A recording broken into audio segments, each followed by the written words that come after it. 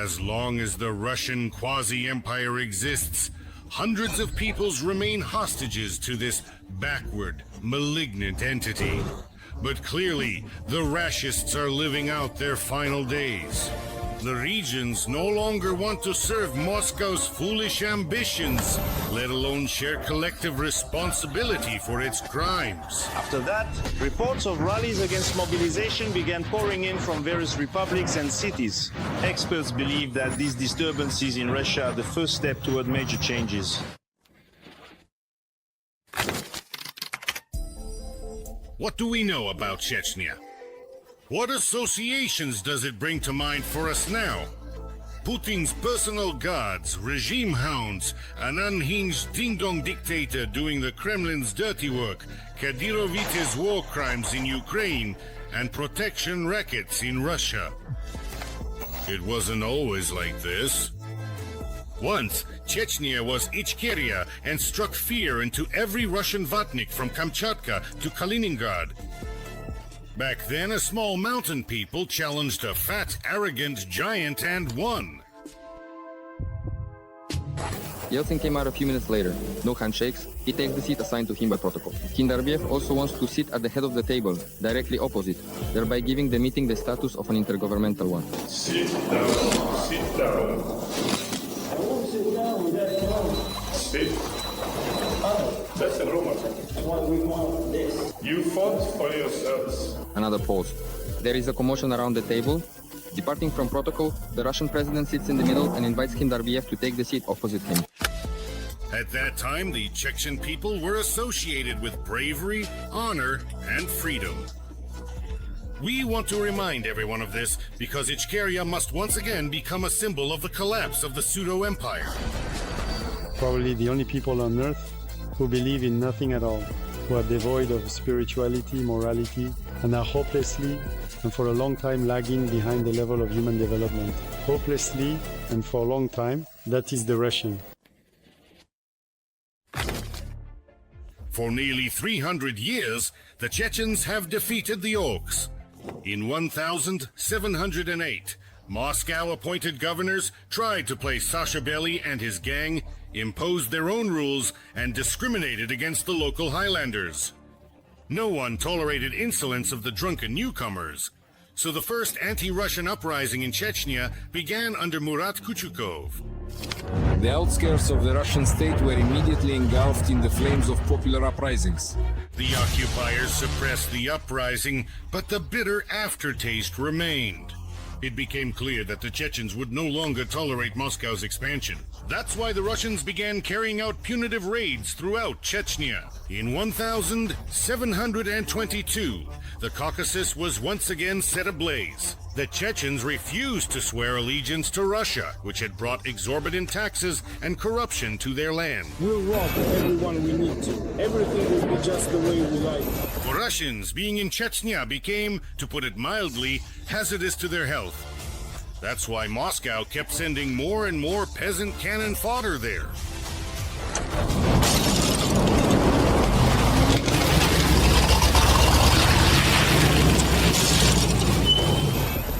Major uprisings in Chechnya occurred every 10 years. And instead of finally starting to respect the locals and their traditions, the Russians treated them with even greater cruelty. As a result, in 1785, the entire North Caucasus united against the Muscovites. The struggle was led by Sheikh Mansour. You have definitely heard of him. A Chechen battalion, which is now fighting the Orcs as part of the Ukrainian Defense Forces, is named after him. Even Putin's pet skunk Kadyrov named his new battalion in honor of Mansour. Everything is moving in big steps toward the Third Chechen War.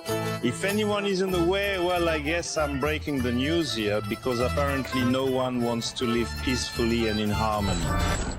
So, you see what kind of authority and respect this national hero of Ichkeria commands, that even the enemies of a free Chechnya revere him. And this just turns the Z-Patriots inside out. Here's a short quote from an outraged Rashist. The most absurd thing is that in Ukraine there's a battalion with the same name, and they're fighting against Russians.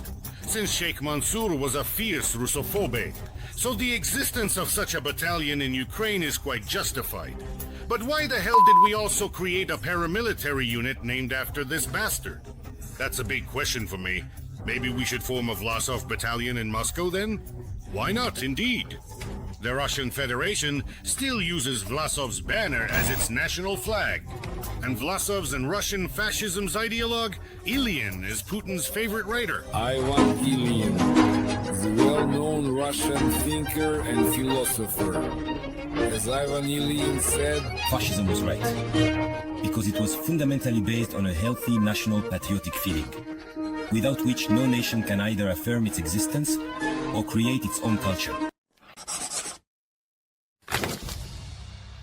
Russians have hatred and fear of Sheikh Mansour ingrained in them at the genetic level. And there are reasons for that. Mansour gathered thousands of Highlanders around him and declared a holy war against the colonizers. The first punitive squad of orcs was utterly shredded, turned into sauerkraut. According to one version, the future hero of the war against Napoleon, General Bagration, was captured at that time. It's really truly impossible to live with him. Why is that? He imagines himself to be Napoleon. Satisfaction is a particular type of food that quickly runs out. Bagration was ethnically a Caucasian. Perhaps that's what really saved him from, quite justly, being turned into a good Russian. Although he was even worse than the Russians, because he came to destroy his own people. A kind of 18th century Kadyrov, simply, the Tsar's own personal foot soldier.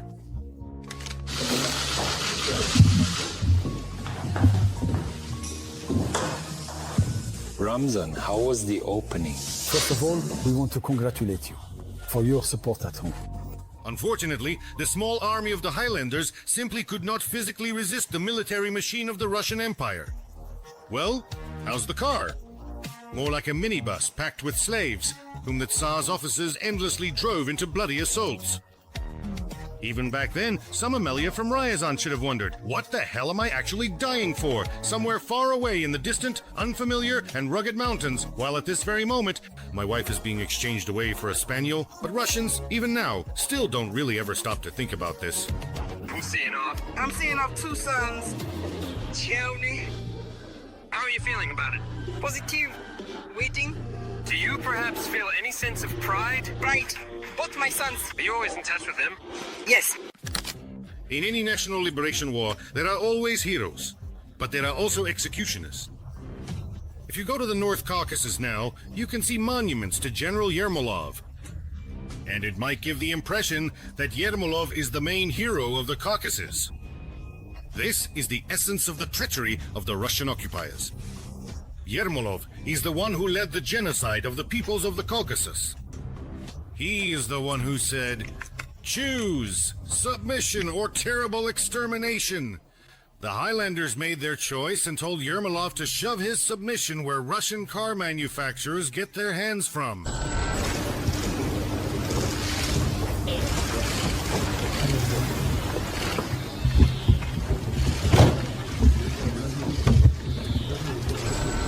Even Hitler would have envied Yermolov's plan.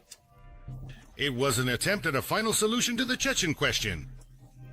Chechens began to be forcibly removed from their land, and Russians were brought in to take their place. Doesn't that remind you of anything? Right now, on all the temporarily occupied territories of Ukraine, Russians are being brought in en masse and settled in the homes of Ukrainians. There are plenty of people who left the occupied territory and whose homes and other property were seized by the occupiers from the very first months of occupation. Today, according to very rough statistics, the local population, specifically as of now in Berdyansk and the Berdyansk district, is at this point in time apparently a minority compared to the incoming occupiers. And Ukrainians are either being driven out or killed. Now, regarding the sleepers, we evicted a large number of families. It was very difficult to do. We evicted those who, in one way or another, did not support the special military operation. Those who insulted the flag, the Russian anthem, or the president of the Russian Federation. Entire Chechen villages were forcibly relocated under guard to the mountainous Chechnya. the Chechens were left with only two options: either die of hunger in the mountains or take up arms and fight the occupiers. The whole world was without question deceived by Russia. There can be absolutely no negotiations with Russia. Ukraine's victory is inevitable, and the subsequent liberation of the Caucasus is also inevitable. For Russians, February 23 it is the day of the Soviet army. A day when even the most down-and-out drunk is equated with a defender of the homeland. He must be congratulated and given socks along with a small bottle of vodka. But for the Chechen people, this is a day of mourning, a day of national tragedy.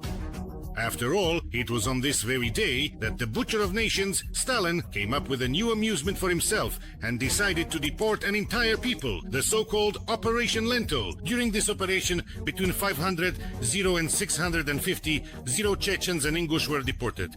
During the forced deportation, about 100 Chechens and more than 20 Ingush died. This is the genocide of the Chechen people. Yet another genocide carried out by the Soviet authorities after the Holodomor. From February 24, 1944, early in the morning at dawn, soldiers would go to every house and take away all the men from the age of 14.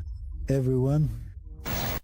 When the Red Empire collapsed and the great Russians switched to eating Bush's chicken legs, the Chechens gained hope for freedom. And her name is Jakhar Dudayev. In 1991, Ichkeria declared its independence. But because the region was rich in oil, the remnant of the failed empire, Russia went to war against the Chechens. Everyone knows the results of the federal troops' efforts to impose peace and order. The destroyed and devastated city of Grozny, the scorched and ruined villages, and the tens of thousands of innocent civilians, including women and children, who were killed. It's hard to believe we have to demolish homes. The main thing is not to hit our own people.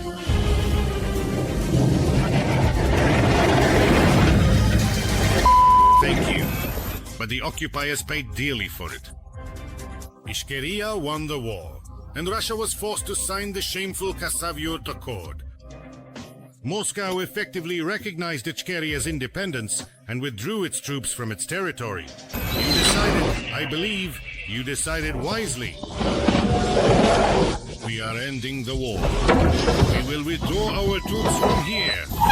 But we all know that Russia always breaks every agreement. This is a note directed to everyone who is currently raising their voices and calling out for a truce with the other side, urging for an immediate pause in the conflict. Well, we've gotten bogged down with evacuations. Well, let's get into the details with it. A lot of people will suffer, a lot of people will die because we won't evacuate them. We need to be stronger than all these people because this is a robbery. The Russians killed Dudayev, gathered their forces, and a few years later invaded Ichkeria again. The Russians killed Dudayev, gathered. The Second Chechen War was started for one single purpose: to boost the political rating of the new dictator of the pseudo-empire, Putin. And this time, the Russian army was many times more brutal. As a result of the betrayal by the Kadyrov clan, Chechnya was occupied once again. And the Kadyrovite organized criminal groups handed it over for plundering. Even though Kadyrov himself once declared jihad against the Russians. Is it true you once said every Chechen should kill 40-50 Russians to enter paradise? No, what I said back in 1995-96 was that I urged Chechens to kill as many as they could. I didn't say 100, 150, or 200, I said as many as you can. At that time I was calling for jihad. Russians have neither principles nor honor. They reward traitors and forget about their own fallen soldiers. Now Chechnya is ruled by an unhinged, cartoonish sultan whose only goal is to keep astonishing everyone with his stupidity and cruelty. Gift you. Wow, those are diamonds, eh? Well, that's what they say. I don't really know. I'm just a guy from Ksel. How would I know? Kadyrov has literally turned the Chechen budget into his own personal wallet. Despite the fact that Chechnya is rich in oil, it remains a subsidized region with a poor population. Even though Moscow allocates $3 billion to the Republic every year. Everyone knows perfectly well where those billions go. Where does the money come from, Ramzan? Allah gave it. And on the other hand, I'm saying Allah gives. Whatever you're asked, where's the money from? You say, Allah. Prove Allah to me. If in 2020 Ramzan declared 381 million rubles, then in 2021 it was only 26 million. And that's while holding the same position. Apparently, for Kadyrov, whether it's 381 million or 26, it doesn't make any difference. Both are pocket change, a tiny sum that he writes down on paper just for show-off, of course. He even knows how to write. Still inexperienced, but youth is gone. It's gone somewhere, right? I don't know, right? There you go. That's how it is, right? In 2018, Ramzan, in fact, actually and officially earned less than his underage son, at least according to reported income. I am glad to welcome the Vladimir Putin Russian University is of great importance to the country. Here, the best fighters from all regions of the country are trained. At this time, the Chechen people are on the brink of survival. Chechnya has the lowest wages in Russia. A third of the population lives below the poverty line, sitting on oil and receiving billions in subsidies. The luxury of the Kadyrov clan against the backdrop of widespread poverty is simply staggering. The level of social injustice is off the charts. The Kadyrovites are like parasites, sucking the last lifeblood out of the Chechen people. Yes, 2 hands. Yes, flowers. Yes, night you see it well. Yes, yes, yes. Hello, started. From here it stops. Yes, yes. And that's all, but he cancels. He will, yes, I can't reach. She. But there are reasons to believe that this won't last long. No matter how much Kadyrov and his inner circle try to show that he's doing fine, everyone understands that Ramzan doesn't have much time left to poison the air of the Caucasus. There's already behind-the-scenes infighting for the position of the main trader of Chechnya. The occupiers' regime is more unstable than ever. The Kremlin will not allow a transfer of power. They supposedly have their own candidate, and that is Abti Alaudinov. And we, Muslims, are probably waiting for the coming of Jesus more than anyone else. The war for the independence of the Chechen people has truly never stopped. Now it is being fought on the battlefields of Ukraine. Many Chechen units are fighting side by side with Ukrainian defenders against the Russian occupiers. The most well-known among them are the Sheikh Mansour Battalion, the Johar Dudayev Battalion, and the Khamzat Kalayev Battalion, which are particularly notable. To resist the ongoing Russian occupation, the people of Ukraine are engaged in a determined struggle for their nation's freedom and independence. This fight represents their unwavering commitment to defending their homeland. What's up for Ukraine? All standing together, now united in support of freedom. Allahu Akbar! The enemies of the Chechens, who are now part of the armed forces of Ukraine, as well as the various volunteer battalions, are the Kadyrovites, who are quite simply the direct and immediate enemies. This is not the Russian Federation, not the colonizer, no, these are just collaborators. These are the enemies they truly want to destroy. There will be only one result of this centuries-long struggle. Each carrier will be free, and Russia will fall apart. I would like to remind you that this video is created for entertainment purposes and contains elements of satire and irony. All facts and events are presented in a hyperbolized or exaggerated form to convey a comedic or dramatic effect. Our goal is not to mislead, but to highlight humor. Please take it with a smile.